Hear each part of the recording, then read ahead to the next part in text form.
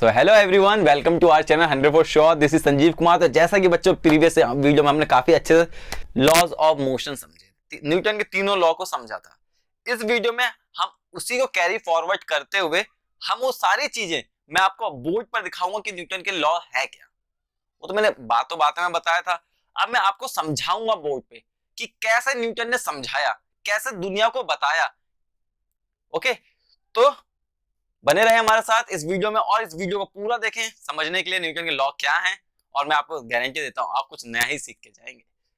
अगर आप इस चैनल पर नए हैं तो जल्दी से सब्सक्राइब करें, दोस्तों के साथ शेयर करें, लाइक करें, कमेंट करें। तो चलिए इस वीडियो को स्टार्ट करते हैं।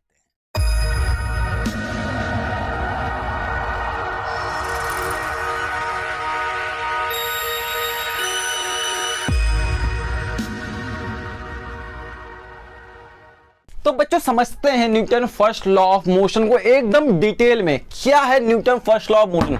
लेकिन एक बात बच्चों, ये जो वीडियो है वो 11th क्लास के लिए है।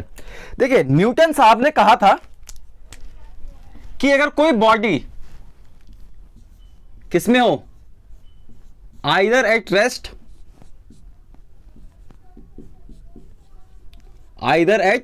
रेस्ट और यूनिफॉर्म मोशन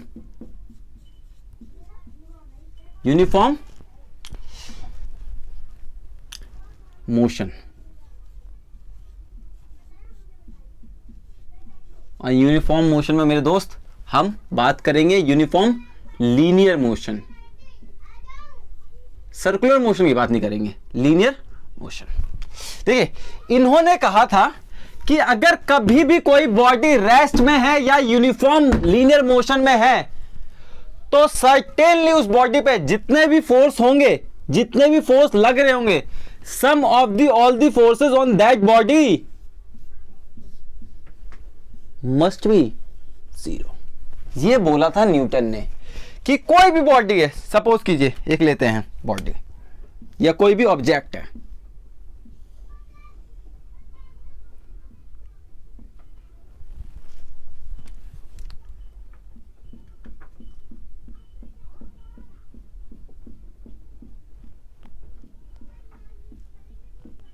ठीक है, दिस इज द बॉडी, ये बॉडी,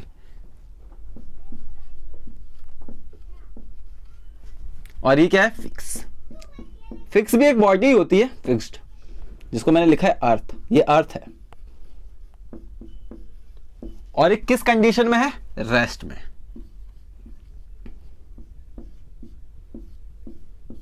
किस में है, रेस्ट में।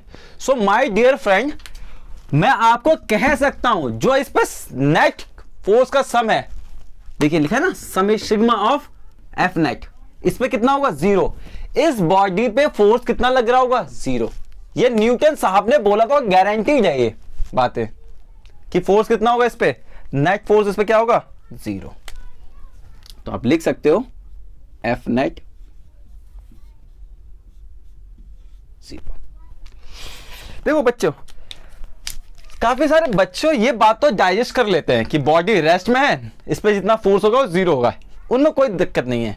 लेकिन जब हम यूनिफॉर्म मोशन की, लीनियर मोशन की बात करते हैं कि सपोज कीजिए कोई कार है,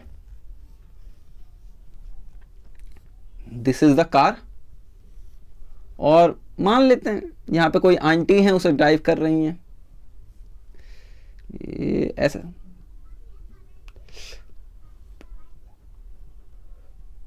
कोई हैं जो इसे ड्राइव कर रही हैं, इसके दो पहिए, और गाड़ी ऐसे मूव कर रहा है, गाड़ी ऐसे मूव कर रही है, और जिसका जो v है, यूनिफॉर्म का मतलब क्या है, v कांस्टेंट, वेलोसिटी कांस्टेंट। इसका मतलब यह है कि गाड़ी, सपोज कोई भी आप ले लीजिए, मान लीजिए 100 मीटर पर सेकंड से चल रही है, तो इन्होंने बोला कि अगर यूनिफॉर्म लीनियर मोशन में है बॉडी तो भी इसके ऊपर जितना भी फोर्सेस का सम होगा, एफ नेट, जितने भी सारे फोर्स इस पे जो लग रहे होंगे उन सभी का सम कीजिए और आपको क्या मिलेगा, जीरो। अब बच्चों में यहां पे दर्द होता है, देखिए क्या दर्द होता है कि वो बच्चा पूछता है मुझसे कि भैया ये फिर गाड़ी चल कैसे रही है जब इसमें फोर्स 0 है, ये गाड़ी चल कैसे रही है कि जब इसमें फोर्स 0 है। So my dear friend, Newton ने एक और बात बोली, at any instant, at any instant, किसी एक इंस्टेंट पे होगा ये तो आपको ही पता है, बिना फोर्स के गाड़ी तो चल नहीं सकती। तो मैंने कब बोला कि इसमें फोर्स नहीं लगा, लेकिन कोई एक ऐसा इंस्टेंट है जहां पे इसकी वेलोसिटी कांस्टेंट है, उस समय इस पर नेट फोर्स क्या आएगा, 0। समझो समझो समझो, गाड़ी थी रेस्ट में, फोर्स लगा, गाड़ी चली, गाड़ी चलती गई चलती गई चलती गई, और एक टाइम पे वेलोसिटी मतलब उसकी स्पीड कांस्टेंट हो गई। कांस्टेंट मतलब 100 किलोमीटर पर घंटे से चल ही रही है, कोई चेंज नहीं है। तो उस समय मेरे दोस्त उस पर जितना भी फोर्स हो रहा, उस समय जब गाड़ी 100 किलोमीटर प्रति घंटे की स्पीड से चल रही है, उस समय उस पर फोर्स कितना होगा, 0 होगा। यह बात बच्चे को बचाने में दिक्कत है, तो इसलिए यहां पे मैंने लिख दिया है एट एनी इंस्टेंट, किसी एक इंस्टेंट की बात, हमेशा की बात नहीं बोली है, किसी एक इंस्टेंट पे होगी। यही बोला था न्यूटन फर्स्ट लॉ ने, यही बोला था न्यूटन फर्स्ट लॉ ने। लिख लीजिए, बहुत प्यारा कंसेप्ट है। आई होप बच्चे आप लोगों ने लिख लिया होगा। चलिए नेक्स्ट लॉ पढ़ते हैं। सो माय डियर फ्रेंड, हमने न्यूटन फर्स्ट लॉ को समझा, अब बात करते हैं सेकंड लॉ की। देखिए न्यूटन फर्स्ट लॉ ने बताया ये था किस पे फोर्स होगा या किस पे फोर्स नहीं होगा, कितना फोर्स होगा वो न्यूटन ने सेकंड लॉ में बताया। तो न्यूटन ने सेकंड लॉ में कहा था the rate of change of momentum is directly proportional to applied force on it. किसी भी बॉडी की बात कर रहे हैं, जिस बॉडी का मोमेंटम चेंज होगा वो किसके बराबर हो जाएगा, किसके, फोर्स के बराबर। देखिए मैं समझाता हूं, इन्होंने बोला था जो अप्लाइड फोर्स है दैट इज सिंपली फोर्स, वो क्या है, डायरेक्टली प्रोपोर्शनल किसके, change in momentum, change in momentum, momentum, the rate of change in momentum. Rate का मतलब नीचे लगाइए टाइम, टाइम। अब जब कभी भी चेंज आता है तो मतलब final minus initial, final momentum minus initial momentum. देखिए देखिए, final momentum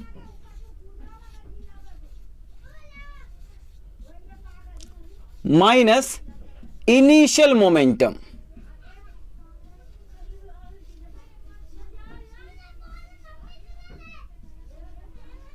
okay, upon time, कितना जो टाइम था। देखिए मोमेंटम क्या होता है, फोर्स इंटू मोमेंटम क्या होता है, मास इंटू वेलोसिटी। किसी भी बॉडी का अगर आपको मोमेंटम जानना है तो उसका मास और उसकी वेलोसिटी को मल्टीप्लाई कर दीजिए, आपको मोमेंटम मिल जाएगा।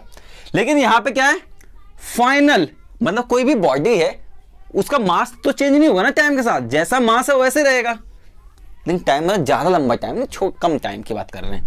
मास और मोमेंटम, फाइनल मोमेंटम मतलब so M V minus M U. M is the mass of object या body, V is the final velocity, U is the initial velocity upon time. Fine, देखिए ये F है, ये F चलता ही आ रहा है यहां पे, force force force. M common ले लीजिए क्योंकि एम कॉमन है, v minus U upon T. आपको कुछ जाना ये रिजल्ट आपको दिख रहा होगा। So F directly proportional to M, v minus U upon T, change in velocity with time. क्या होता है, एक्सेलरेशन, एक्सेलरेशन। सो ये प्रोपोर्शनलिटी का कांस्टेंट का जब हटेगा तो क्या आता है, जब प्रोपोर्शनल का साइन हटता है तो एक कांस्टेंट आता है दैट इज अ के, और जब k इक्वल टू 1 होता है, when k equal to 1, so you will get f equal to ma, f equal to ma। बहुत प्यारा result, F equal to M. जिस बॉडी का आप मास ले रहे हैं उस बॉडी का एक्सीलरेशन लेना है। ऐसा नहीं कि मास किसी और बॉडी का एक्सीलरेशन किसी और बॉडी, फिर गलत आंसर आएगा। सो ये आपका फाइनल रिजल्ट आता है। This is not a Newton second law of motion, this is the second law of motion.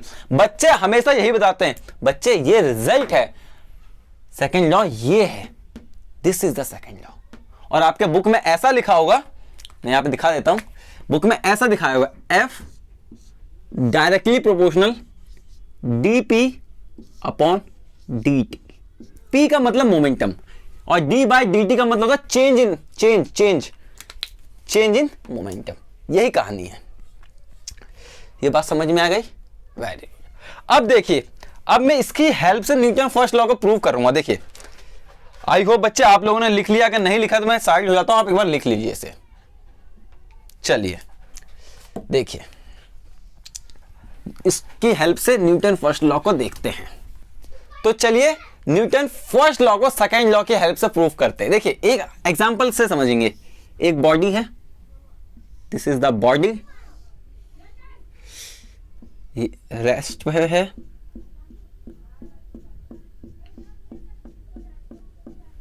ठीक है, ये बॉडी है बच्चों, this is the body, this is the body. ये तो फिक्स है, नीचे वाला क्या है? फिक्स्ड। मतलब ये भी दूसरी बॉडी है लेकिन हम इसकी बात नहीं कर रहे हैं, ये फिक्स्ड। मैंने लिख दिया ये अर्थ है, ठीक है। देखिए अभी ये बॉडी है रेस्ट में, रेस्ट मतलब एक्सेलरेशन क्या है? 0। तो अगर ये बॉडी है तो इसका कुछ मास होगा, मान लीजिए इसका मास है m। मास क्या है? m। अगर मैं पूछूं कि बताइए इस बॉडी पे कितना फोर्स लग रहा है इस समय, मतलब एट रेस्ट, एट रेस्ट, तो एक्सेलरेशन कितना है? 0। अगर मैं इस बॉडी की बात कर रहा हूं, इस पे कितना फोर्स एक्ट कर रहा है, so F equal to M A, इस बॉडी का मास और इसी बॉडी का एक्सीलरेशन। देखिए मास कितना है? कुछ ना, मास देखो 0 होगा नहीं, मास होगा, और ए कितना है? 0। सो क्या होगा? फोर्स 0। आई होप आप समझ रहे होंगे। देखिए बॉडी रेस्ट में है, फोर्स कितना हो रहा है उस पर? 0। मैंने यही बोला था फर्स्ट लॉ में, अगर कोई बॉडी रेस्ट या यूनिफॉर्म लीनियर मोशन में है तो बॉडी तब तक यूनिफॉर्म लीनियर मोशन या रेस्ट में रहेगा जब तक उस पर कोई एक्सटर्नल फोर्स ना आए। उस समय बच्चे, अभी इस समय देख लीजिए 0। तो आई होप बच्चों आपने समझ लिया होगा। चलिए न्यूटन थर्ड लॉ की बात करते हैं। सो माय डियर फ्रेंड, अब बात करते हैं न्यूटन थर्ड लॉ, न्यूटन का थर्ड लॉ। तो काफी बच्चे इसको एक्शन और रिएक्शन से याद रखते हैं, अच्छी बात है, याद रखना भी चाहिए, लेकिन इसके पीछे का बच्चों को कंसेप्ट नहीं मालूम होता है कि एक्शन क्या है, रिएक्शन क्या है। उल्टे सीधे अपने कंसेप्ट बनाते हैं, पता नहीं क्या क्या बोलते रहते हैं। देखो तो न्यूटन साहब ने पहले यह बोला था, to every action there is an equal and opposite reaction, an opposite reaction। यहां पर दो बातें चीजें आई हैं, एक एक्शन, दूसरा रिएक्शन, और रिएक्शन से पहले लगा है अपोजिट। अब इन दोनों की फीलिंग को समझते हैं, ये एक्शन और रिएक्शन है क्या। देखिए बच्चों, ये दोनों ही फोर्स हैं, बोथ आर फोर्स, ये भी फोर्स है और ये भी फोर्स ही है मेरे दोस्त, बोथ आर द फोर्स। लेकिन बच्चों को ये भी पता होता है दोनों फोर्स, गलती क्या करते हैं वो देखिए। बच्चे कहते हैं कि भैया कि एक्शन का रिएक्शन किसी एक भी बॉडी पे, किसी भी बॉडी पे, मेरे दोस्त, मेरे भाई, मेरे बहनों और मेरे प्यारे बच्चों, सुनो, ये जो दोनों फोर्स है ना, किसी एक बॉडी पे एक्ट नहीं करती। This is for two bodies and two different bodies, अलग अलग दोनों बॉडी की बात होती है, एक बॉडी पे नहीं होती। कभी भी एक्शन और रिएक्शन फोर्सेस एक बॉडी पे दिखाना गुनाह है, फिजिक्स में कहते हैं ब्लंडर है, सबसे बड़ी गलती। दोनों अलग अलग फोर्स दो अलग अलग बॉडी पे लगती हैं, एक बॉडी पे नहीं लगती कभी भी, क्योंकि जब एक कोई लगाएगा तो दूसरा लगाने वाला भी होना चाहिए और खाने वाला भी होना चाहिए। अभी मैं आपको ये दिखाता हूं, देखिए समझिए, फिर उसके बाद अच्छे से एक डेफिनेशन समझेंगे। देखिए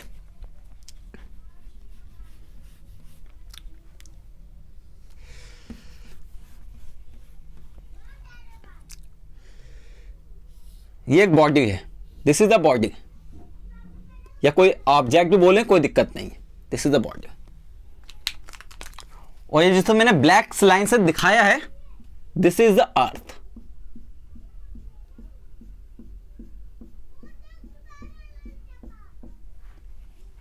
ये क्या है? अर्थ। लिख देता हूं अर्थ। अर्थ, ब्लैक वाला अर्थ है और ब्लू वाला बॉडी है,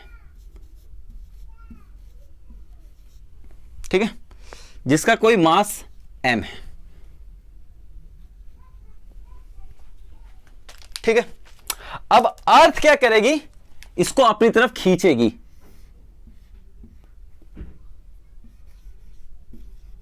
mg, और इसी को आप क्या कहते हैं? वेट। अर्थ ने लगाया फोर्स बॉडी पर, अर्थ ने बॉडी पे लगाया फोर्स। अब देखो बच्चे क्या करते हैं, बच्चे कहेंगे भैया अर्थ ने फोर्स लगाया तो बॉडी पे भी फोर्स लगेगा, बॉडी पे भी फोर्स लगेगा। देखो बच्चे मूर्ख क्या करेंगे, यहां दिखाएंगे, इसे बोल देंगे W डैश।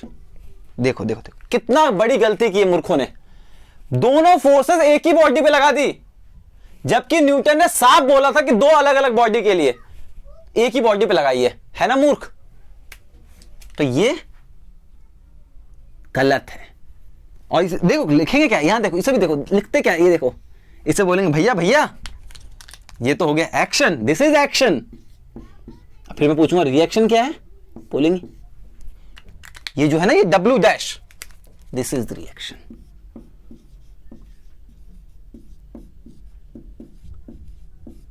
तो मूर्ख कैसे बताएंगे, जबकि मैंने बोला है कि एक बॉडी पे दोनों फोर्स नहीं आएंगे, लेकिन दोनों दिखाएंगे एक बॉडी पे। इस पे दिखा दिया mg और इस पे दिखा दिया इसका रिएक्शन। है मूर्ख, ब्लेंडर है मूर्ख हो, गलती से भी मत कर देना ये।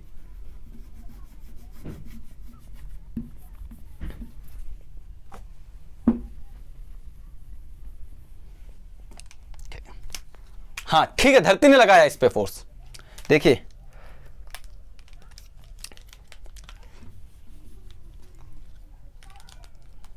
अब मैं इसको आपको दूसरी तरह से दिखाता हूं, यह देखो, यहां देखो, ये देखो, अब इसी को मैं आपको दूसरी तरह से दिखाता हूं।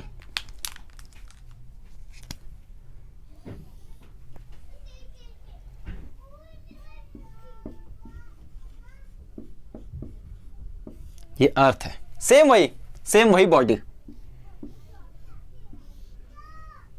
ब्लू से दिखाते, सब ब्लू से दिखाएंगे।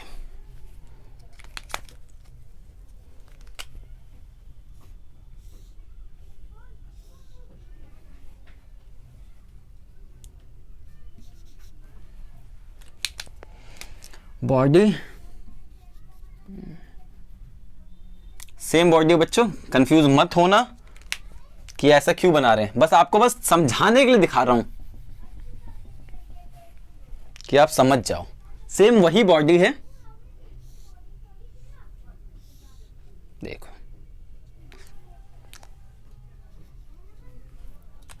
ये सेंटर ऑफ मास, ये पॉइंट सेंटर ऑफ मास है। देखिए धरती मां से क्या कहेगी, आजा मेरे पास, और फोर्स क्या लगाएगी, mg। This is the action.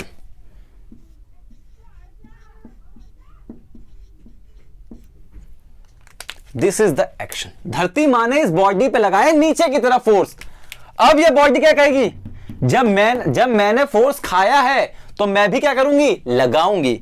तो अब देखो, अब ये क्या करेगा, ये ब्लू वाला ये इस पर लगाएगा फोर्स, इस पर।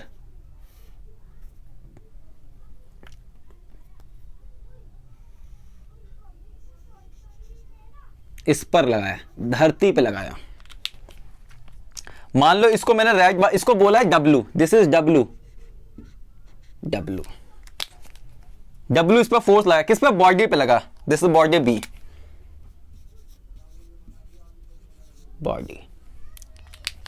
बॉडी पे कितना लगाया, mg। अब इस बॉडी ने धरती वहां पे लगाया, कितना फोर्स, mg ही लगाया। सेम फोर्स लगता है, लिखा है ना, to every action there is equal and opposite. ये देखिए, इक्वल एंड अपोजिट, इक्वल भी हो और अपोजिट भी हो।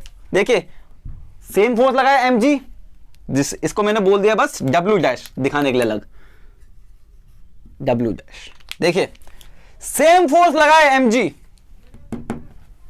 इक्वल फोर्स mg लगाया, अपोजिट। देखिए ये नीचे की तरफ लग रहा था, ये फोर्स नीचे, धरती माई से नीचे लगा रही थी, और ये बॉडी कहां लगा रही है, इसे ऊपर। देख गया, ये है बच्चों न्यूटन का थर्ड लॉ। ये नहीं जो मैं आपको दिखा रहा था कि बच्चे लगा रहे थे, सेम वही चीज मैंने यहां पे बना के दिखाया। देखिए बॉडी नीचे ने लगाया, धरती माँ ने इसमें फोर्स नीचे लगाया, और इस बॉडी ने ऊपर। Are you getting my point?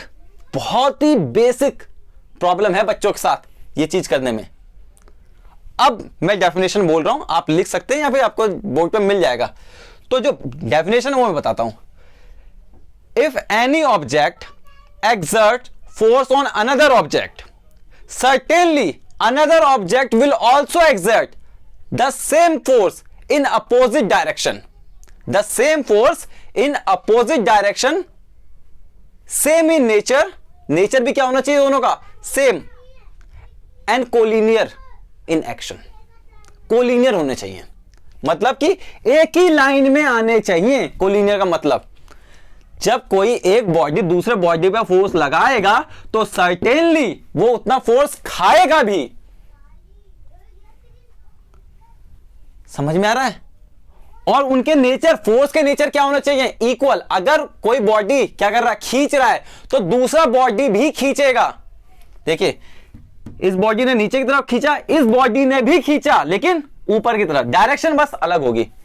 Forces same होंगे, फोर्सेस सेम होंगे, और इनका लाइन क्या होगा, फोर्स की लाइन ऑफ एक्शन दोनों की सेम होगी। इसीलिए बोला collinear in action, opposite in nature, sorry opposite in nature नहीं, अपोजिट इन डायरेक्शन। डायरेक्शन क्या होगी, फोर्सेस की अपोजिट होगी, लेकिन फोर्सेस का नेचर क्या होगा, सेम। अगर पुल कर रहा है तो दूसरा बॉडी भी पुल करेगा। एक और एग्जांपल लेते हैं, बहुत डाउट आते बच्चों के, जल्दी से बच्चे इसे लिख लीजिए। आई होप आप लोगों ने लिख लिया होगा। देखिए यहां देखिए, यहां देखिए, दो बॉडी लेते हैं, अलग अलग दिखाते हैं। एक को हमने दिखाया ए, दिस इज ए बॉडी, या इसको मैं अंदर ही दिखा देता हूं। ये दूसरी बॉडी बी बॉडी, इसका centre of mass hope so सही है, चलो ये भी छोड़ो ऐसे। देखो इस बॉडी ने इस पे फोर्स लगाया, इस बॉडी ने इस पे फोर्स लगाया कि आजा, क्या कहेगा, मेरे पास आजा। बी पे किसने लगाया, ए ने। बी पे किसने, देखो इसका मतलब क्या है, फोर्स ऑन बी बाय ए, मतलब ऑन बी बाय ए। देखिए फोर्स ऑन बी बाय ए, मतलब बी पे लगाया किसने, ए ने। यहां पर मैं लिख दूंगा अभी, इसका मतलब है ऑन बी बाय ए, ऐसे लिखिए इसको, force on B by A, fine. अब देखिए देखिए, अब इसने इस पे लगाया है तो अब क्या करेगा, अब ये बॉडी इस पे लगाएगी। That was a black, so we will use black.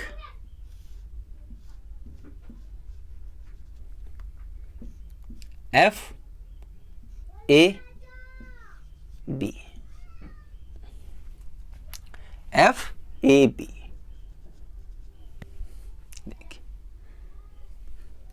देखिए पहले इस बॉडी पे लगाया इसने, जब इसने लगा लिया तो अब ये क्या करेगा, अब ये लगाएगा। देखो दोनों फोर्स सेम होंगे।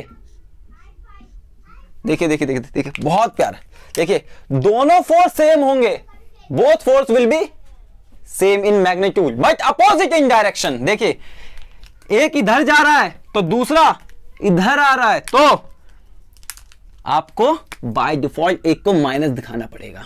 माइनस, यहां पे माइनस सिर्फ डायरेक्शन बता रहा है, माइनस सिर्फ डायरेक्शन बता रहा है, मतलब कि इसके उल्टी डायरेक्शन में है। अब देखो तो आप इसको ऐसे लिखेंगे, F A B equal to minus F B ए।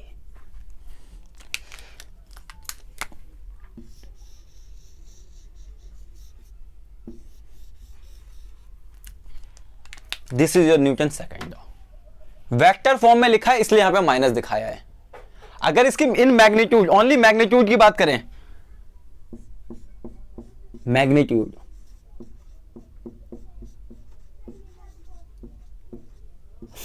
अब देखो मैग्नीट्यूड मतलब इस पे वेक्टर नहीं आएगा। एफ ए बी, अगर आप ऐसे भी दिखा सकते हैं, इक्वल टू एफ बी। देखो so F A B must be equal to F B A. This is your Newton second law. I hope बच्चों आप लोगों को अच्छे से क्लियर हो गया कि Newton second law, sorry Newton third law क्या है। बहुत कंफ्यूजन है बच्चों को, दिखा दिया। एक बॉडी के लिए नहीं, दो बॉडी के लिए होता है। आई होप समझ में आपको आ गया होगा बच्चों। अगर कुछ एग्जांपल्स की बात करें तो एग्जांपल आपको मैं बता सकता हूं। जब कोई गन को फायर किया जाता है, जब गन को कभी फायर किया जाता है ना, तो पीछे क्या आता है, फोर्स आता है। That is known as recoil. जितना फोर्स बुलेट पे लगेगा उतना ही फोर्स गन पे भी लगता है जब फायर किया जाता है। जब आप चलते हैं तो धरती को क्या करते हैं, आप पीछे धकेलते, धरती आपको आगे था, इसलिए आप चल पाते हैं। जब कोई स्विमर स्विम कर रहा होता है तो पानी को पीछे की तरफ ऐसे करता है, धकेलता है पीछे, और पानी से क्या करती है, आगे। These are the example of Newton third law. ये जितने भी लॉज हैं एप्लीकेबल है। न्यूटन ने रिसर्च की थी और इसे आज भी हम पढ़ते हैं क्योंकि बहुत अच्छी रिसर्च है। बहुत अच्छे साइंटिस्ट थे, इसलिए उनका नाम रिस्पेक्ट से लेते हैं, सर आइजैक न्यूटन। आई होप बच्चों आप लोगों को अच्छे समझ में आ गया होगा। तो जल्दी से लिख लीजिए और मिलते हैं नेक्स्ट वीडियो में। और अगर आप लोगों ने सब्सक्राइब नहीं कर रखा है तो प्लीज़ से जल्दी से सब्सक्राइब कीजिए, क्योंकि आपको पता है कितनी मेहनत लगती है समझाने में। और दूसरों के साथ शेयर जरूर करें और कमेंट तो जरूर करें। अगर आपको अच्छा वीडियो लगा है तो भी करें और ना लगा हो तो भी करें, क्योंकि हमें पता तो चलना चाहिए कि हाँ बच्चे को समझ में नहीं आ रहा। तो इससे हमें मोटिवेशन भी मिलती है और हमें काम करने में मज़ा भी आता है कि हाँ और अच्छे से काम करना चाहिए, यहाँ पे काम करना चाहिए। So thank you so much watching for this video. Have a good day.